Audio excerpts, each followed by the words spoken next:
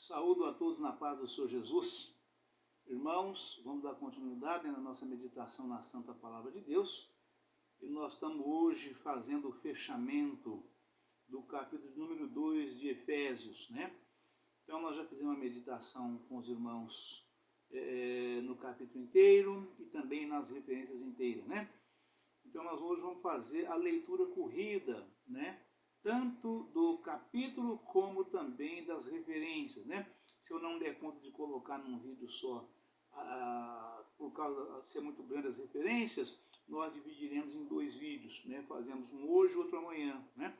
Mas é o fechamento, né? É a leitura corrida do capítulo de número 2 de Efésios, né? Para que os irmãos que não acompanharam nos dias anteriores, né? Vendo hoje a leitura corrida, tanto do capítulo como das referências, já dá um bom entendimento, tá certo, irmãos? Eu faço assim, em todos os capítulos eu tenho meditado com os irmãos, desde o dia que a gente começou até o dia de hoje, tá certo? Aleluia, Pai, louvado seja Deus. Efésios, capítulo de número 2.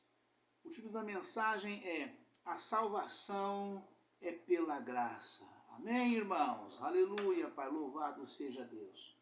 Glória a Jesus. E está escrito o seguinte: a salvação é pela graça.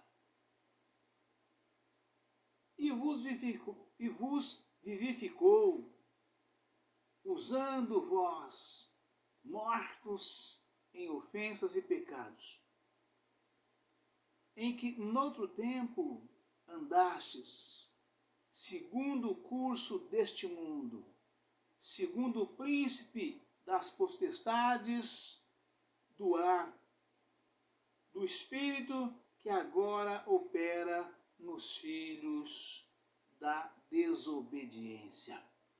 Vou repetir porque é muito forte isso aqui, irmãos. É muito forte, né?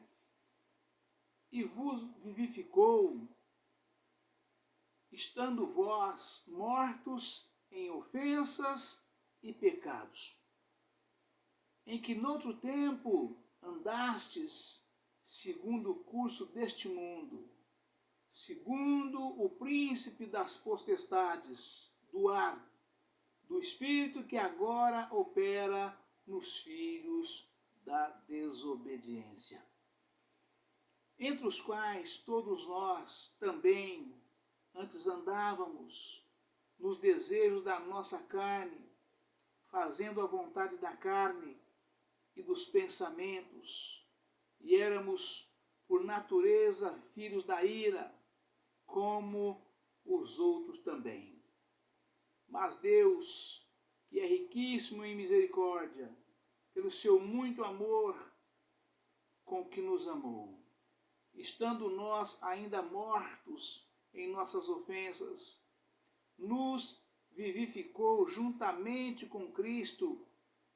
Pela graça sois salvos, e nos ressuscitou juntamente com Ele, e nos fez assentar nos lugares celestiais em Cristo Jesus, para mostrar nos séculos vindouros as abundantes riquezas da sua graça, pela sua benignidade para conosco em Cristo Jesus. Porque pela graça sois salvos, por meio da fé. E isso não vem de vós, é dom de Deus. Não vem das obras, para que ninguém se glorie. Porque somos feitura sua, criados em Cristo Jesus para as boas obras, as quais Deus preparou para que andássemos nelas. Os gentios e os judeus são unidos por Deus mediante a cruz de Cristo. Portanto, lembrai-vos de vós, noutro tempo ereis gentios na carne, e chamados incircuncisão, pelos que na carne se chamam circuncisão, feita pela mão dos homens. Aleluia, Pai, louvado seja Deus. que naquele tempo estáveis sem Cristo, separados da comunidade de Israel e estranhos aos conselhos da promessa, não tendo esperança e sem Deus no mundo.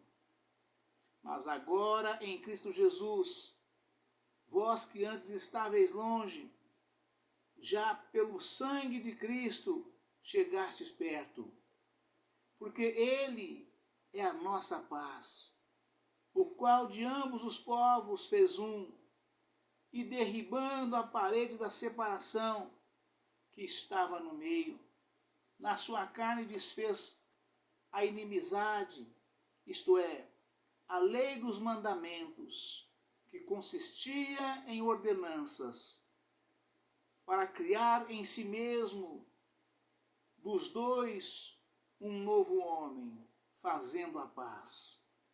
E pela cruz reconciliar ambos com Deus em um corpo, matando com ela as inimizades.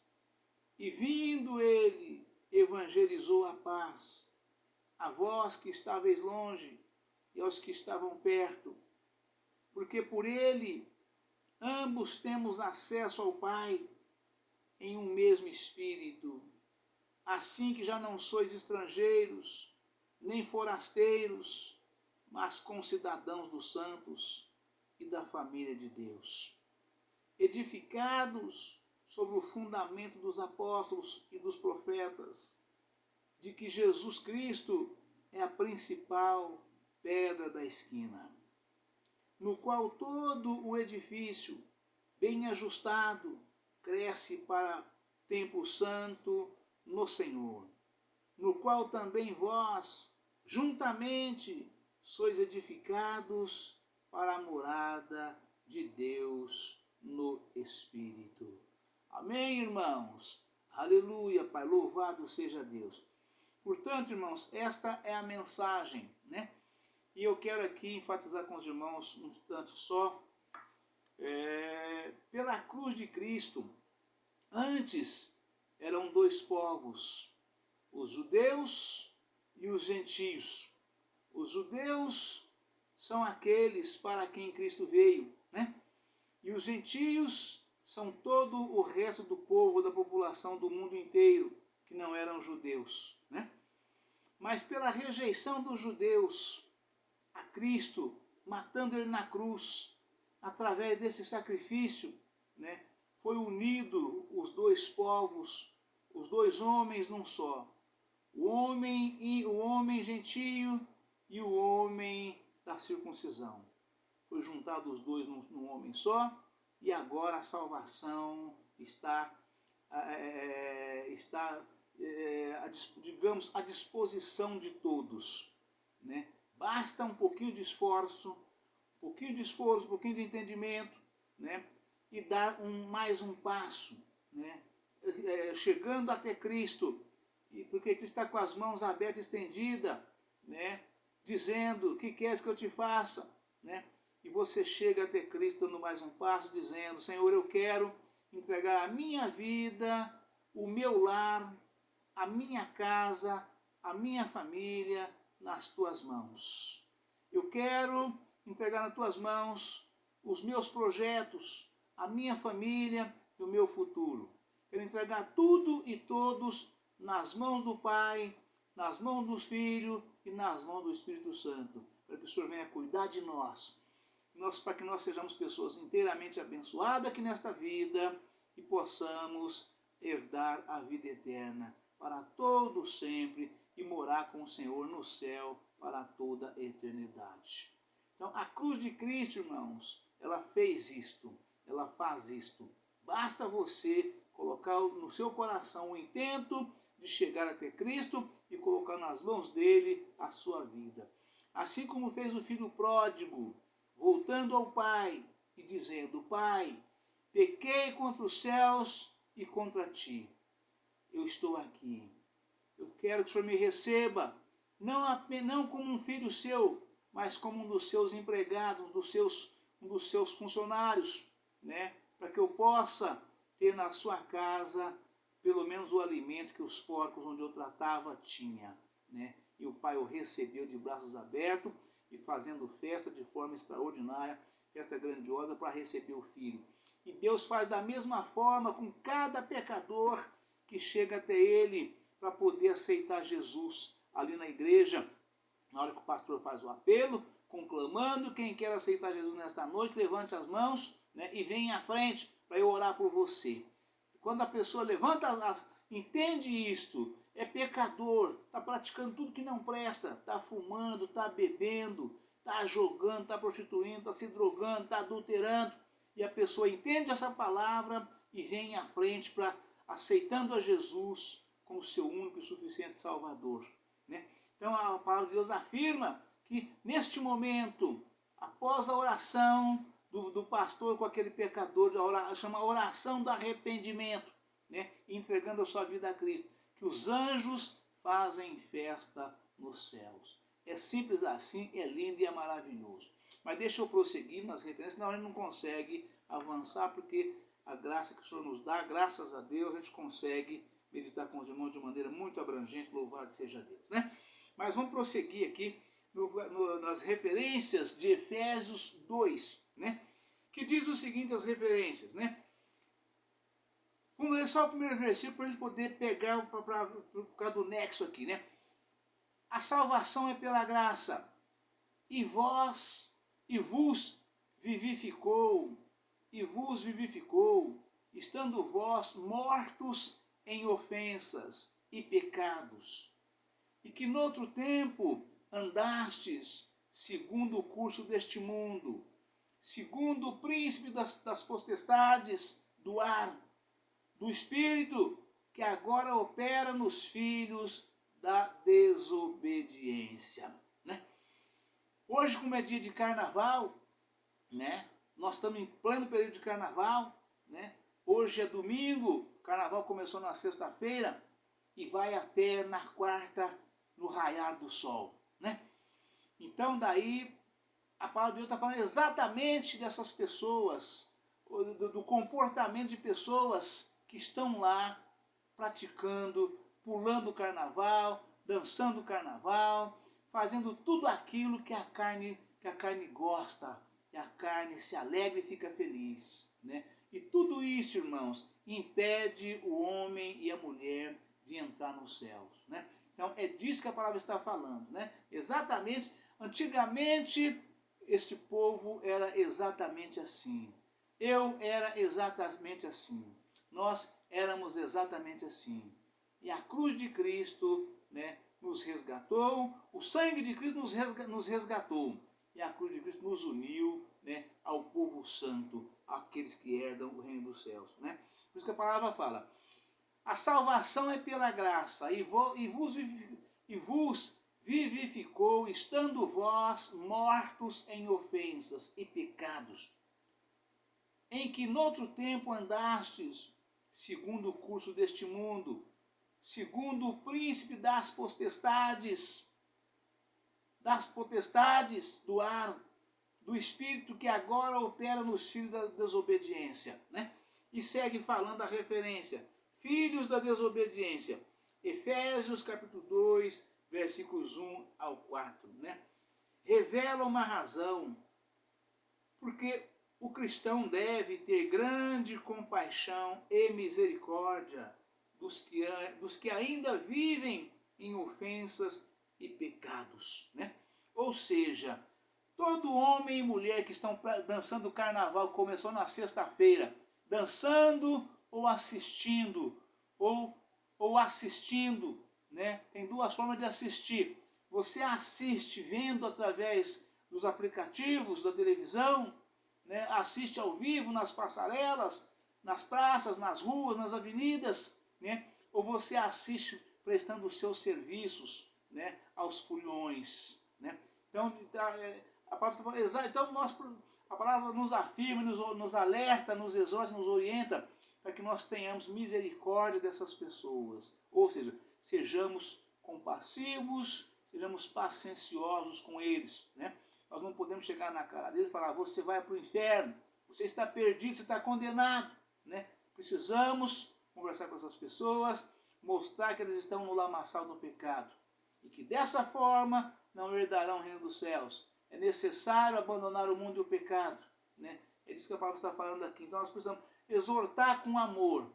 Vai, exorta, ensina e repreenda. Ou repreende, mas com amor, diz a santa palavra de Deus. Então é isso que a palavra está falando aqui, né? Filho da desobediência, Efésios capítulo 2, versículos 1 ao 4. Revela uma razão porque o cristão deve ter grande compaixão e misericórdia dos que ainda vivem em ofensas e pecados. Primeiro, todo aquele que está sem Cristo é controlado pelo príncipe das potestades do ar, isto é, Satanás. Sua mente é obscurecida por Satanás, para que não veja a verdade de Deus. Confira em 2 Coríntios capítulo 4, versículos 3 e 4. Tais pessoas estão escravizadas pelo pecado e concupiscências da carne. Verso 3. Lucas capítulo 4, versículo 18.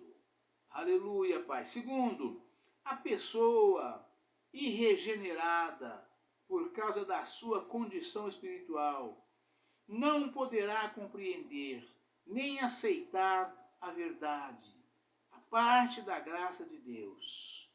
Versos 5 e 8. 1 Coríntios, capítulo 1, versículo 18. Tito, versículo 11, capítulo 14. Aleluia, Pai, louvado seja Deus. Melhor dizendo, Tito, capítulo 2, versículos 11 ao 14. Terceiro, o cristão deve ver a todos do ponto de vista bíblico. Quem vive na imoralidade e no orgulho deve ser alvo da nossa compaixão, por causa da sua escravidão ao pecado e a Satanás. Versos 1 e 3. Confira em João, capítulo 3, versículo 16. Quarto, a pessoa sem Cristo é responsável pelo seu pecado, pois Deus dá a cada ser humano uma medida de luz e graça, ou seja, dá um certo entendimento, né? Não estão totalmente cegas, né? Tem algum entendimento, né? A pessoa sem Cristo é responsável pelo seu pecado, pois Deus dá a cada ser humano uma medida de luz e graça, né? Com a qual possa buscar a Deus e escapar da escravidão do pecado, mediante a fé em Cristo. João, capítulo 1, versículo 9.